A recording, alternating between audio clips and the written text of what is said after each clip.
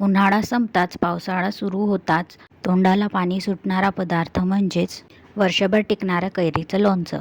त्यासाठी इथे राई, धनिया पावडर इथे छोपा बारीक करून घेतलेले आहे, तेजपत्ता, तिखट, हळद आणि थोडंसं हिंग घेतलेलं आहे. इथे तेल गरम करायला ठेवलेलं आहे. थोड्याशा गरम तेलामध्ये इथे मेथ्या टाकून घेतलेल्या आहेत. त्यानंतर इथे मेथ्या टाकलेलं जे तेल होतं ते या मसाल्यामध्ये टाकून घ्यायचं आहे. त्यानंतर तेल गरम झालं होतं, ते गरम तेलही यामध्ये टाकून घेतलेलं आहे. त्यानंतर पुन्हा मिक्स करून घेतलेला आहे.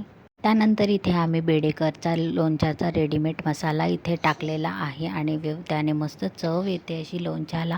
त्यानंतर इथे मस्त मसाला टाकून सगळा पुन्हा मिक्स करून घेतलेला आहे. त्यानंतर इथे मसाला पूर्ण मुरू दिला होता मस्त 1-2 तास. त्यानंतर मग त्यामध्ये मीठ टाकून घेतलेलं आहे आणि व्यवस्थित पूर्ण मिक्स करून घेतलेलं आहे.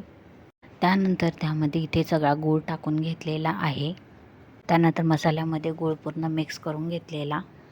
त्यानंतर इथे मस्त मसाल्यामध्ये आम्ही कैरीच्या फोडी टाकून मिक्स करून घेतलेला आहे आणि असा बारीक घमघमाट सुटला होता खूप मस्त. आणि इथे आमचं लोणचं तयार झालेलं आहे. तर तुम्ही केव्हा करताय कमेंट करून नक्कीच सांगा.